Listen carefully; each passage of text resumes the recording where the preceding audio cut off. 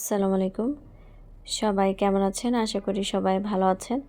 আলহামদুলিল্লাহ আমিও ভালো আছি। তো প্রতিদিনের মতো আজকেও নতুন একটি ভিডিও নিয়ে চলে আসলাম কায়নাত টানি ওয়ার্ল্ড থেকে। তো সবাই দেখতে পাচ্ছেন আমি এখানে একটা ভাজি করছি। এখানে একটা মিক্স ভাজি। এখানে বাঁধাকপি আছে আর পেঁয়াজের ফুলকা আছে, আমরা ফুলকা বলে থাকি। তো সেটাই আমি সুন্দর মতো ভেজে নিচ্ছি এখানে।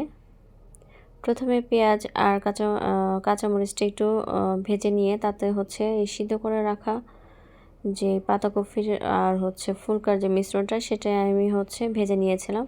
কাঁচামরিচ দিয়ে দিয়েছিলাম আর যখন এটা হয়ে এসেছে তখন আমি ফ্রেশ ধনেপাতা কুচি দিয়ে দিয়েছিলাম।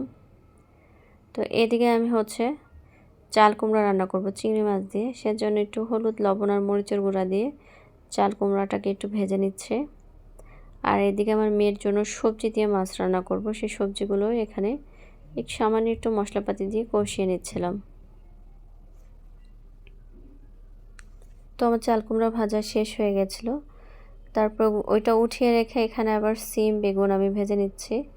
এগুলো সেম প্রসেসেই হলুদ লবণ এবং মরিচের গুঁড়া দিয়ে সামান্য পরিমাণে এগুলি একটু শ্যালো ফ্রাই করে নিব। শীতকালে যে কোনো সবজি এরকম হালকা করে একটু ভেজে নিলে তরকারির টেস্টটা কিন্তু অনেক ভালো আসে। চাইলে আপনারা যারা ভেজে কখনো খাননি এভাবে ভেজে নিতে পারেন তরকারি বসানোর আগে। তো যাই হোক, সেগুলো হওয়ার পরে যে এখানে দুইটা পাতিল দেখতে পাচ্ছেন, তো দুই পাতিলের দুইটা তরকারি বসাবো, সেজন্য যে তেলের মধ্যে পেঁয়াজ দিয়ে দিলাম দুই পাত্রেই। তো পেঁয়াজটাকে আমি বাদামি রং ধারণ করা পর্যন্ত ভেজে নেব। তারপরে এখানে যাবতীয় যে হলুদের গুঁড়া মরিচের গুঁড়া স্বাদ মতো লবণ ধনিয়ার গুঁড়া এগুলো সব অ্যাড করে দিব। নর্মালি আমরা আর কি যেভাবে তরকারি রান্না করি সবাই। তো আমার একটা থিঙ্কিং যে তরকারি যদি রান্না করার আগে যদি মশলাটাকে ভালো মতো কষিয়ে নেওয়া হয় তাহলে কিন্তু তরকারির টেস্টটা অনেক ভালো আসে। এখন কে কীভাবে রান্না করেন সেটা আমি জানি না, তো আমি যেভাবে রান্না করি সেটাই আপনাদের সাথে শেয়ার করছি। তো পেঁয়াজটা যখন বাদামি রং ধারণ হয় যেন মশলাটা না পুড়ে যায়, সেজন্য আমি পেঁয়াজ ভাজা আমি একটু পানি দিয়ে দিই যেন মশলাটা পুড়ে না যায়, স্পেশালি পেঁয়াজটা। তারপর যাবতীয় গুঁড়া মশলাগুলো সব দিয়ে দেওয়া একে একে।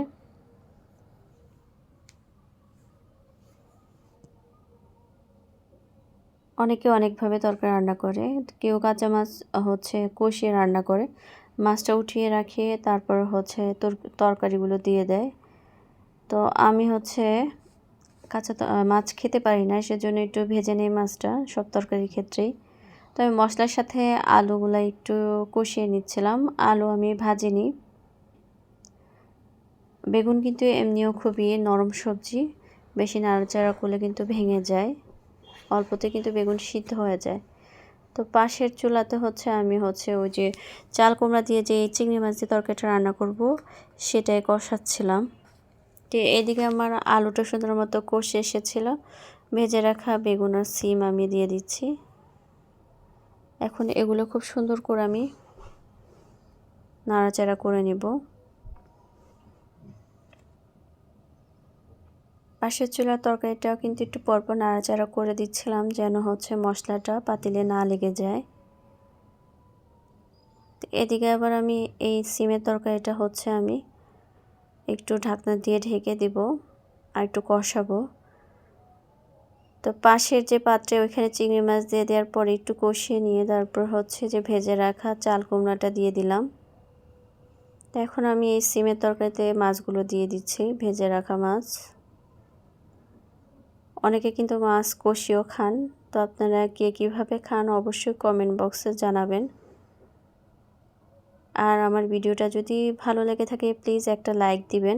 আপনারা যদি ভিডিওতে লাইক দেন অবশ্যই আমরা যারা ভিডিও করি, ভিডিও করতে একটু হলেও কিন্তু আমাদের অনেক কষ্ট হয়ে থাকে, সেজন্য যদি আপনারা লাইক দেন তাহলে কিন্তু আমাদের খুবই ভালো লাগে আমরা যারা ভিডিও করি। তো এখানে আমার দুটো তরকারি হয়ে যাচ্ছে, তো একসাথে আমি ধনেপাতা দিয়ে দিচ্ছিলাম।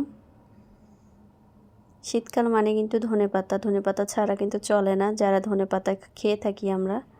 তো এখানে তরকারি হয়ে গেছে, এই যে চাল কুমড়া দিয়ে চিংড়ি মাছ আর বেগুন সিম আলু দিয়ে হচ্ছে বড় মাছ, সাথে টমেটো দিয়েছিলাম।